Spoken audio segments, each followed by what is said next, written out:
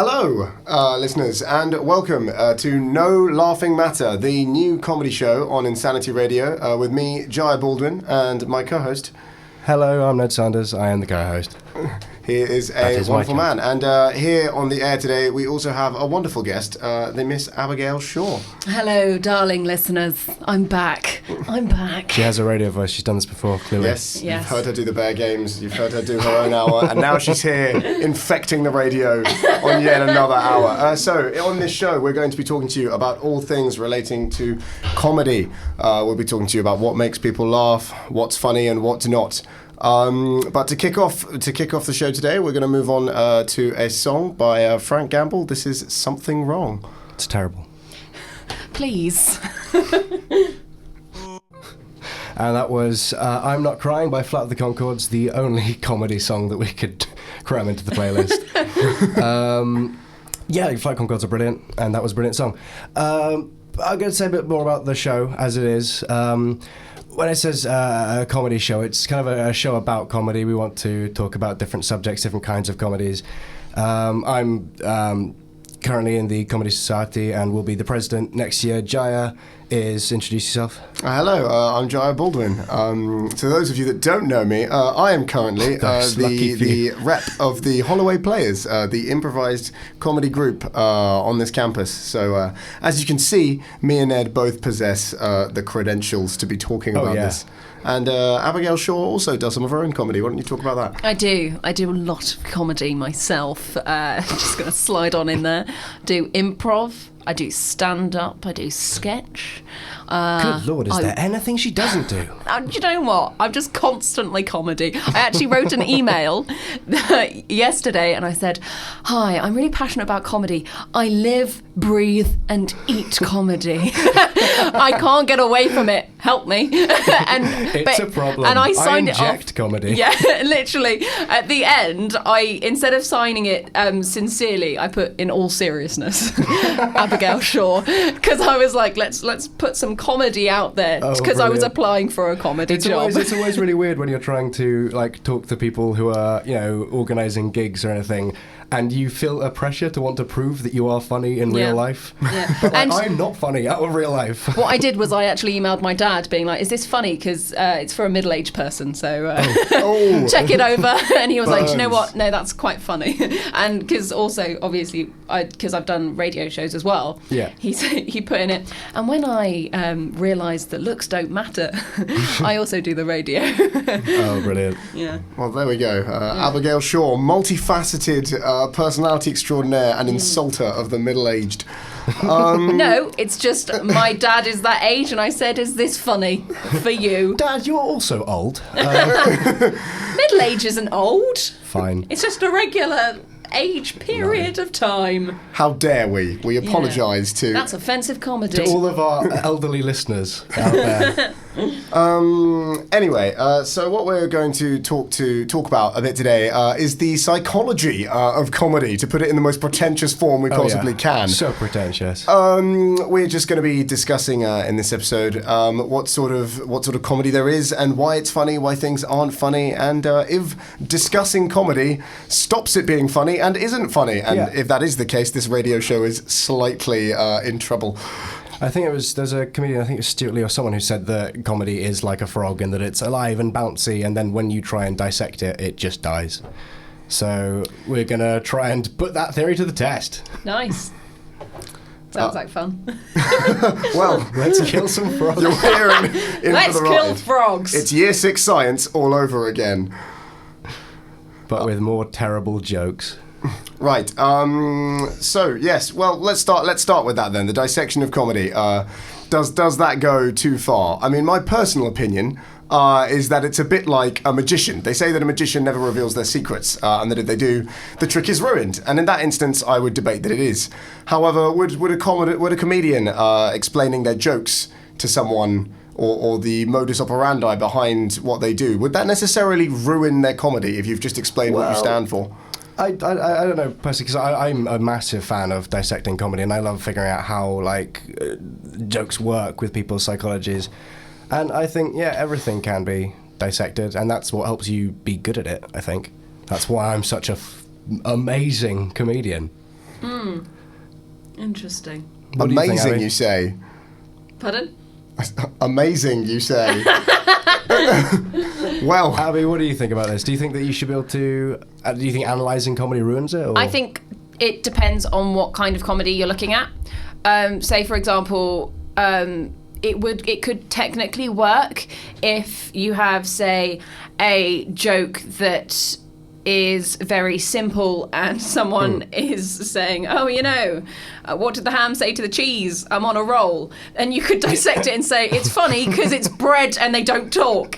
That's why it's funny. But if you have someone who does, like, more pushing the boundaries comedy or something that's possibly insulting or is just not good, if you say to them, oh, why is that funny? Then that could destroy their whole set because unless they can kind of justify themselves. Unless they justify themselves, but it could potentially just throw them in a hole. Yeah, that's interesting. You talk about the kind of controversial comedy with that. Because I think a lot of people, when people call them out on offensive jokes, they use, rather than kind of justifying themselves and dissecting the joke, they resort to the, it's just a joke. It's just a joke, which doesn't actually explain anything. I feel that when a person is truly, like, behind their material and stuff like that, when they know that it's funny, but they're not trying maybe intentionally to insult people, they're just trying to, I don't know, but it's the way that if someone questions it, they have a way to be like, this is why I've made it into a joke, instead of, say, for example, I don't know, someone with an eating disorder goes forward and does comedy. They can say, no, I'm making a comedy because I've experienced it myself and I know a boundary in which I'm happy with. The straight white guy coming up and doing, jokes about other races and genders. Is it Frankie Boyle who's really who pushes? Is it Frankie Boyle? Well, he's very known for being quite in your face offensive. I heard a story, and this may not be true, but I did hear a story that apparently he did a whole set about, I think it was autism or something like that, and about the kids and how they were difficult to work with. He referred to.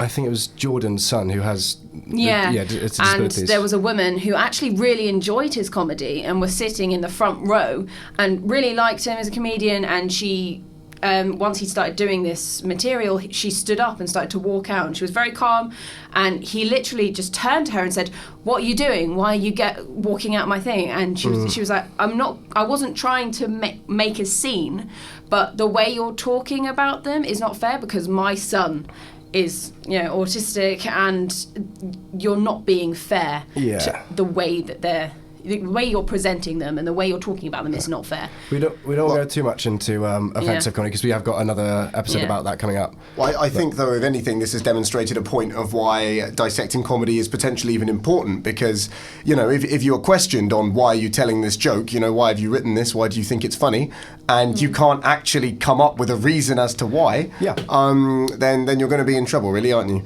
Know the rules so you can break them. Show some music. Yes, we'll move on now what is this next song? to Girl We Got A, in brackets, Good Thing, by Weezer. Oh, gotta love it. Got a good thing. And we're back. Hello. Yes, we are back. This is Jaya and Abby and Ned with No Laughing Matter. And now we've come to our moment in the show known as... Ned, would you like to introduce it? Go on. It's a little segment which I came up with called Oh, Isn't That Interesting? Is it? It is. And we all have to come up with an interesting fact which we've, come up with before. I don't think Abby was aware of this. So she's going to have to pull it out of her hat. Okay, I'll try. It's a challenge, and I'm worried that the few I've got going around in my head are lame and uninteresting. It's all right, that doesn't matter. I will hope that we don't aim good. for quality on this show. I'm trying to think of a good fact. It is facts, yeah? Yeah. I'm trying to think of a good fact now, and it's not working. It's all right. It's like that moment when someone goes, quick, think of a number, and you go, cheese. Okay, well, I'll kick off proceedings with a really limp one that most people know, so that it only goes up in quality. Oh. So here's a fun fact. In case you didn't know, giraffes' tongues are sufficiently long enough that they can go through into their own ears. I didn't know that. Actually, I've got a fact though that's animal related. Just thought of it. Okay, all the okay. best ones are animal related. An owl. Picture it. It's an owl. Okay, I'm seeing him. He's got Okay. My owl is beautiful. Get the owl. Look at its head. it's Got the great. head? Yeah. Still got a hat Yep. on. You get the ear. If you pull back the ear a little bit, you can see its eyeball. You can look Ooh. through the ear to see its eye. That's you how not do that- closely they are. Can you not do that with anything? I can No. see your eyeballs. Get through the ear. Oh, good lord. And he gets it. Ah. That is an interesting fact. Yeah. That's probably more interesting than mine, which So is it's like- also animal related. Yeah, imagine a dog, and then you pull back its ear, and you could see the side of its eye. That would make me uncomfortable. Yeah, And I big- like dogs. Big-eyed dog. Okay, isn't that interesting fact is the most expensive cow ever sold in an auction was called Missy, and in 2009 was sold for $1.2 million. Wow. That's dollars. Someone spent $1.2 million for a cow. Well, I there thought we that go. was. Isn't that interesting? And wasn't that interesting, None of everybody? those facts were interesting. I've got a apart disgusting from one Abby's. that I just searched. Oh, an extra, a PS, a new challenger. Ooh, Yeah. it's a lucky day here. Do you want to know how much? No, I'm not going to do the disgusting one because it's not nice. But I'm going to do one that's also nature. So, Okay. how much do you think the Earth weighs? Probably a lot. At least. That's a number. I least a couple reckon kilograms. it weighs very many kilograms. I'd like a number. Okay, I'm going to cheese, Oh! comedy. I'm going to go with a billion. I'm also going to go with a billion because I can't think for myself. A billion Copying. what? A billion. Weigh. How A much billion- does it weigh? 1 It's billion. a billion, That's it. a billion Earths. If all those Earths were 1 billionth the size of A planet billion American ounces. Yeah. Okay. No. Oh, It's 6,500 million tons. That's quite a lot. That is a lot. I want to know. Oh, we're back. Hello. Cooper Trooper Beach. Oh yes, this is a tune. I mean, don't you just hate it when you're driving down Cooper Trooper Beach on a nice Saturday afternoon and you just get smashed in the face? By a crab. It's just not what you want, and you spin out Yeah. and you crash into a tree. The repair damage is horrible. Few things make me, road rage, but those as blue shells. I mean, man. They're really dangerous, and they should be taken off the Mushroom Kingdom's roads. Wow. So back to actually interesting entertainment. Do we have a thing on the schedule underneath this little? The schedule. Yes. Why? What schedule? Let me just conjure the schedule.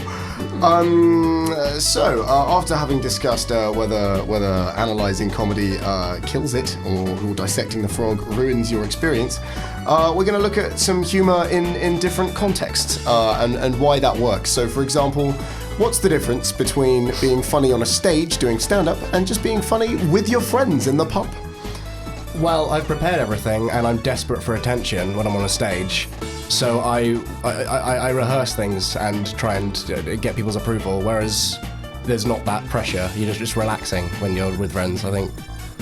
I think that is one massive difference, is that if you are calling yourself a comedian and going on a stage to tell jokes, You're everyone insecure has deeply. everyone has a 100% expectation for you to be funny. Yes. You're going on the stage and going, I am funny, listen to me. Whereas if you're just talking to your friends, then they're just talking to you. And then if you happen to say something funny, it's like, oh, a pleasant surprise. Yeah. They're normally really boring. I always find it really strange if you're doing a gig and afterwards you start talking to people who you met because they saw you, and then you feel this overwhelming pressure to be funny, and you try to, and because you're trying, you aren't, and it's all terrible, and you just want to go home and cry. I make sure that I lower their expectations straight away by just walking away. Oh yeah. Yeah, and just being like, no, there will be a boundary here. I thought you're gonna say. I will never be funny again for you. I thought you're gonna say you lower their expectations by actively performing terribly. By punching them in the face. No. I'm a fan of apologising for just being there. Oh yeah, you do that. quite a Hi, bit. I'm sorry. Sorry everyone, I didn't mean to tell a joke that oh it's awkward, isn't it now? Oh. There are people like that. That's the stage persona I think that people can get behind. What? The kind of the apologetic guy and the Apologetic. really kind of like the awkward. Oh, Nerd. sorry. No. Yeah, the hapless, pathetic, weedy, Small little human. geek that no one likes. Yeah. You do it well, Joe. Thanks. That's another form, bullying humour. You know what? You know what you do really well, Ned. Arrogant bastard. Yeah. Yeah. And being smelly. We apologise for the word that Ned just used. He did not mean to say that. Oh, I didn't know that was a He bad meant to say one. silly man. See, he doesn't Silly know. man. He's I'm sorry. uneducated. It's not his fault. Yeah, those who have seen us perform will know that Jai will find this whole no swearing thing considerably easier than I will. Just because, you don't swear. Well, I haven't seen from your that, set. Abby, do you swear a lot on your set? No, she's very innocent because she doesn't swear. So shall we move on to some music? Yes, let's why not? do that. I'm going to introduce this one. Go for it. It is Friends, by Eliza and the Bear. Have fun. Bear. This is Insanity Radio 103.2 FM. Hello, everybody. We are back. This is No Laughing Matter with Jaya and Ned and Abigail. Shall I say our names some more times? So, we've just Get been it out discussing what's funny on a stage and what's funny with your friends. So we thought we'd now move into the realm of in-jokes. Oh yes, the fabled in-joke. I think in-jokes are an interesting one because they're not actually funny. No one, realistically, if you were to pick them apart critically, would find them funny. They're just references. Yeah, like, just as an example, me and my friend were watching the Oliviers, and literally James Nesbitt came on stage and he said, "Do your best James Nesbitt impression," and I just went, "James Nesbitt." And after that, it just, as soon as one of us caught eyes with each other, we'd say it James Nesbitt as badly as possible each other. I think it's and it became an inside association. joke. You associate it with that moment that you found it funny. Yeah, exactly. But to everyone else, they had no clue what was going on. Yeah. Basically. But which we found funnier. So I think inside jokes can be hilarious. Oh yeah, I'm not to slagging those them off. involved, but outside, they're a bit. They create a group of people Yeah. can laugh together. I mean, what do you feel about that, Joe? Yeah, exactly. I mean, I don't think that in-jokes really have any place on a stage or anything like that, or in any kind of formal presented environment, unless it's If an you have a in-joke. fan base, if you have an audience who regularly understand your kind of... Yes, but that's, I suppose in that instance, it's something you've created with your audience. So I'm not sure I'd call it an in-joke if you have a joke that you repeat frequently.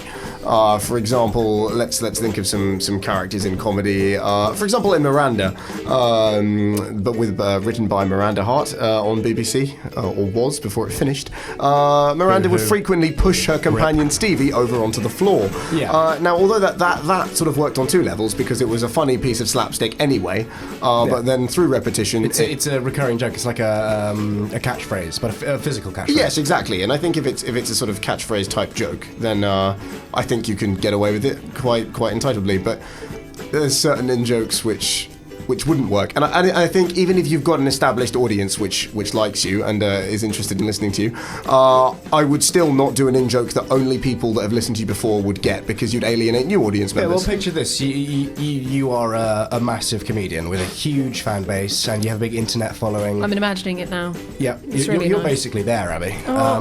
I know. I do YouTube videos. And then you want to kind of create this sense of community within your fan base.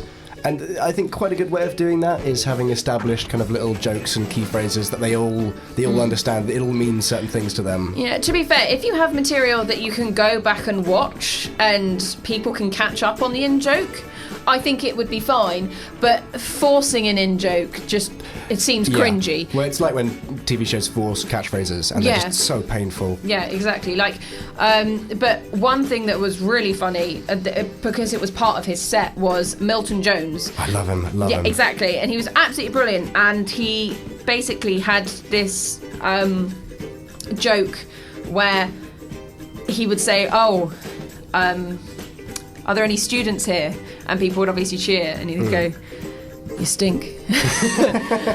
And then the next person, and then like a couple of jokes later, he'd be like, "Are there any old people here?" Some people cheer, you stink. Oh, and then the yeah. next time he did it, he went, are there any aromatherapy people here?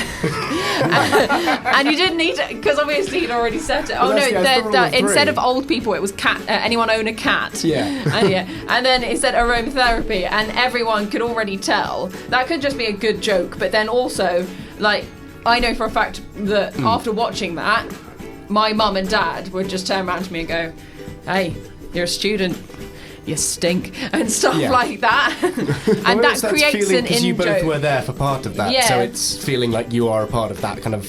And also the audience came together group. because they were like, ah, ha, ha, now we all know there's in-joke. No one else does. We're better than normal people. Yeah. And then Well, you, yeah. you say it to your friends at the bar afterwards and go, oh, with your beat you theatre, up. your trained theatre laugh, and everyone else looks over to you and go, And oh, they if only turn to we you could, with their skinheads. if only we could be like them. Except they haven't developed that awful voice. A couple more years smoking. Do we want to explain? Do you want to explain the concept of terrible jokes with terrible people? Our new Yes. little segment. Okay, so we thought it would be an interesting challenge to set ourselves and unfairly force upon our guests to have every show a section called Terrible Jokes for Terrible People, where we all give each other a topic of our choice and then have to write a completely original section of stand-up or joke on that topic. And then, of course, present them to you, the unfortunate audience, on the air. And they will be terrible, so don't be expecting quality. Just because we call ourselves comedians does not mean that we are funny or good at our jobs. I've only ever done one stand-up show, so And I call myself a comedian, but really I'm very inexperienced. I could still count mine on my fingers, so I'm not much better if we're being honest.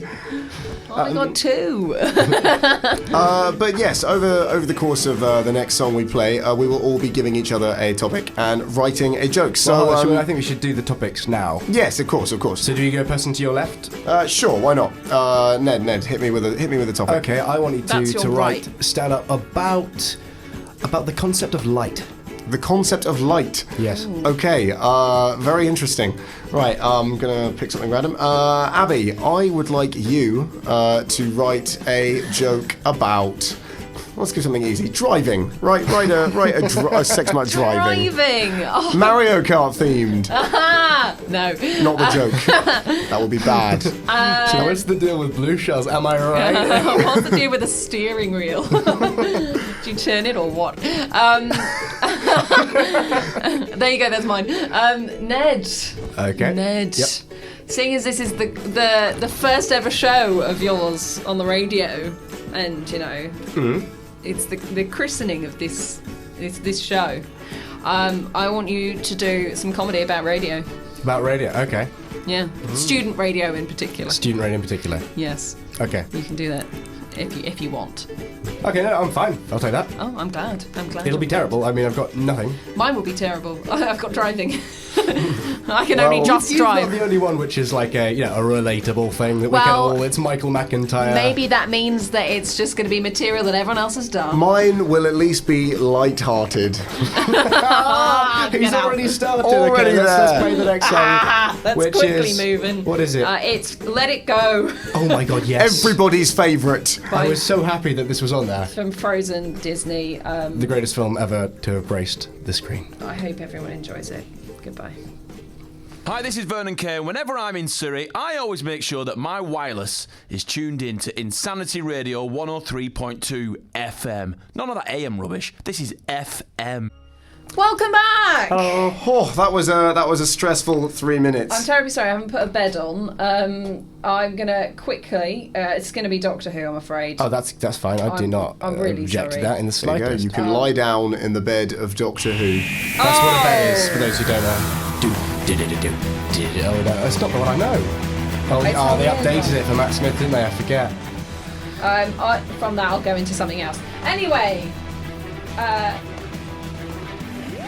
your little segment. Yes, we've just got back to the second half of Terrible Jokes with Terrible People, which has lived up to its name pretty well in from where I'm standing.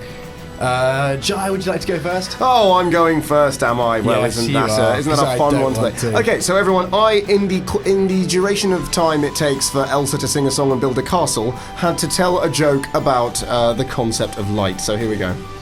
Light is fascinating, isn't it? Because it's literally everywhere. Well, except when it's nighttime, because then it's somewhere else. Anyway, in fact, interesting fact, I have a little brother who used to be allergic to sunlight, and now let's think about that. That's already cruel enough as it is. It's like a sign from the world that you are not meant to be happy. But what's even crueler than this is that his name, my little brother who's allergic to the sun, is called Sunny. Yes, someone somewhere up in the cosmic cosmos thought, what a cute child, let's make him allergic to his own name! And then beamed some sort of sad skin condition onto him that made him burn in the sun. However, the positive note to this story is that he recovered from that. So if ever you're in the sun and you're burning and think that life doesn't like you, maybe you'll get better. Oh, that was a nice little. I like that. It had a hopeful ending. Yeah, that's nice. So there you go. That's what I got. Nice. Okay. Ned? Okay. Yep. I looked very hopefully towards Abby. No. Shut you down. Well, I had two kind of ideas. I got a terrible one and a concept. My concept is a basically mock-up of modern kind of youth radio shows with lots of regional accents where it goes, alright, this next song is from Nicki Minaj, it's a real good one, and there's lots of welcome to Insanity Radio. And the other one is a spoken one, and this is it. Nick Grimshaw has been eating lots of pies, and he's put on an enormous amount of weight. He's terribly obese. So obese, in fact, that he breaks his own leg. And he limps, that's what mixture of waddling and limping, because he's fat and also broken his leg, to the hospital and asks for a cast on his leg. The nurse responds, it'll have to be a broad cast. That's pretty amazing, right? That, ladies and gentlemen, was the only noise one could make in response. Now you know why they call me the uncrowned king of comedy. I'm in pain. And now, like the leg. the pressure shifts to our guest. Okay. So, as you can tell, I'm already going to Australian. I'm sorry, that's how I perform my comedy, because mine's a character. Oh, you're doing it in the same character as your... Because I can't perform comedy in any other voice. Would you like to do a brief introduction of your character? Okay, my character is called Abigail Shaw, looking for a man. It's an interesting name. Thanks. Basically, it's a show about a girl who's not very confident, and she basically is looking for a man because she's so lonely that the only way that she can think of finding a man is by putting a show on to advertise herself, which is funded by her mother. So and I'll be doing this again on the 19th of May at Me and a comedy. Joe will both also be there if you want to come watch. At a comedy show Well, at the probably don't Foresters. after hearing this. So if you want to see the beautiful faces behind the beautiful voices, So just come along. In the style of Abigail Shaw, and myself, because it's partly autobiographical. It's basically one line. Okay. It's, I don't like driving. It's a big machine of metal and fear that has the potential to kill a lot of people. Get your kids in it. I think that was probably the only one which would stand up. Like That's basically the whole of my show, though. It's basically That's great, awkward, though. uncomfortable, and then wait, what did she just say? the accent just genuinely actually makes that really funny. Thank you. Does this indicate something? Does this indicate something about her character? Does she not want people with children? Is she not looking for a man that has kids already? Oh no, I think it's just that she finds it funny, the fact that it's a huge machine made of metal that could potentially kill a lot of people. Just let's everyone put our kids in it and go around, because there's safety needed. I feel that she would scooter everywhere, not rollerblade. She's too scared for rollerblading, although I think she possibly would if she had a push. But I love this character. I haven't even seen this character perform. Thank you. I'm already starting to like her. She's got a jumper. Fantastic. Thanks. Beautiful. Yeah, it's bright pink. It is. I have seen that. Yeah. It's sort of spread out in the same way that you sort of cut out newspaper letters. Sex Pistols kind of album cover. Sort of make a pastiche. But that's my call. I don't think, because apparently when I used to stand up on stage and just talk to the audience. Apparently, it sounded like I didn't want to be there, which I can understand because partly I don't. We embrace it. I think 90% of the people who I like stand that up this on is stage. naturally kind of flown into an interview with you, which is, as you are the guest, that's how it should go. Yes, it should. Talk about me. All about me. Well, No. actually, Goodness, we'll Abby, be you're so beautiful and lovely. we'll be talking about character comedy in a later episode. Yes, Oh, we might wow. even have Abby back if she's happy to, Oh, no. because she's the only person who can operate the studio. No, I'm not. No, I know everything. Now you know. Now I'm we on the know. other side. I'm not even allowed to be near where the buttons Do you know what? are. That's where I usually sit, though, because for the people who are listening, I usually do a radio show, which I'm not doing this term, which is a 2-hour show, which is a hour called Toasty Fridays with Abby and Paige and Alicia, and then an hour of a show called The Bear Game, which is a choose your own adventure comedy show. I haven't heard any of these shows, but judging by the very talented people involved, I can confirm that they're probably very good. I've been on both of them. Ooh. That's I'm not- all I will say. I'm not going to lie, Ned. I'm kind of offended, but it's okay. It's all right. Ned is a professional heartbreaker. He will turn you down at every opportunity. Just for the joke, just for the banter. It's the things I will do for banter. Do it for the vine. Did we get a shout out, by the way? Oh yes, and a quick shout out for our friend Azan, who I will shortly Azan. be going to an Edinburgh bid panel with. What fun! Azan Ahmed, he's a wonderful man. Wonderful man. I'm glad that he is listening. I'm pretty sure, Azan, if you're listening, you are the only one. You are the single one listening. Oh, we used to have a way that you could find out how many people are listening. But that would be too depressing, so let's not do that. No, not depressing. Shoot for the skies. You can reach it. There's not a limit for radio. Except for visually. Yes, yeah. So convinced. So for the concept of light is not Light. involved. But you can joke about it. Yeah. Oh well, see, it's quite convenient. So because I was thinking about this, I'm normally someone that struggles to dress correctly for various occasions. I normally wear a hodgepodge mess of clothing, but the radio is the one place I can come and wear whatever I want and not get judged, which is Joe, nice. I really like that you chose to come in that amazing purple tuxedo, and it Yeah. goes so well with With the flashing bunny bow ears. tie, Yeah. bunny ears, and oh my god, are those stilettos? My mum calls me quirky. Yeah, he has a bike outside that just has speakers on the back, and it just blares out Yeah. rap music. Good Lord, Abby, are you wearing a recently killed and skinned polar bear? Yes. It really suits you. Thanks. It really does. was- Yeah, and that's it. It was Bear Games field research, wasn't it? Yeah. That's what you need. Are we going to go on to another song, or what's the current situation? We can go on to another song if you like. It is coming to the end of your hour, though, unfortunately. Well, sadly, So- our hour is coming to an end, and we'll probably leave you on a song. So right now, we'll just wrap up our discussion of comedy a little bit. So we talked about in-jokes, we've talked about unpacking jokes. Are there any sweeping, conclusive statements that not anyone would really. like to make on the topic? I think It's got real, yes or no? I've enjoyed being on the show. I'm not going to lie. Oh, well, thank you. Well, that's very nice. I hope you have a wonderful week. Thank you very much. Thank you. I hope you Is have a that, is lovely that week to us too. or to the audience? Everyone. Oh. Everyone should have a lovely week. Shoot for the skies. I went for a run this morning. Oh my God. Yep. I almost vomited. Last time I went on a run, me and Jaya got lost for several hours Yes, in well, the countryside. We can now technically say we've been on a 5 or 6 hour run. Wow. Still Ned chubby. was smoking on this run, but we also ended it up in was the a pub. run. Yes, and we did stop for a pint each as well. So as you can see, we did jogging the right way. Yeah. I'd say that comedy is subjective. Oh yeah, completely. Although subjective, but when you're talking about kind of like hurting people's feelings or like upsetting people. Or is it objective?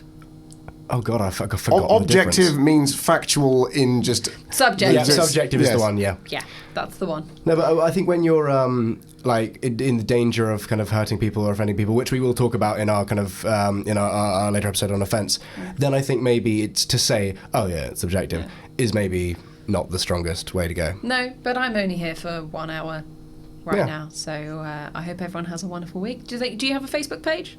No, but not we yet. can make one. But there Go to will be Facebook one. page and go and listen. Yeah, if you next go on week. to either me, Jaya, or Abby, if she's kind enough to share it. Now she has to. If you go onto our Facebook pages, we'll probably make and post or share a link to that. So if you want to come join us, then please do. Yes, that'd be lovely. That'd be lovely. So we are now, I believe, running out of time. So Yes. I think it's time to sign off. So thank you very much for listening to Thank you. No Laughing Matter. And if you enjoyed it, we'll be back at this exact same time next week. Thank you very Yeah. much. I've been Jaya Baldwin. I've been Ned Sanders. And I've been Abigail Shaw, looking for a man. What, were you, okay. Have a wonderful week. This is Bye One bye, Dance by everybody. Drake, followed by Biffy Clyro with Wolves of Winter. Oh, I love the Drake. You're welcome.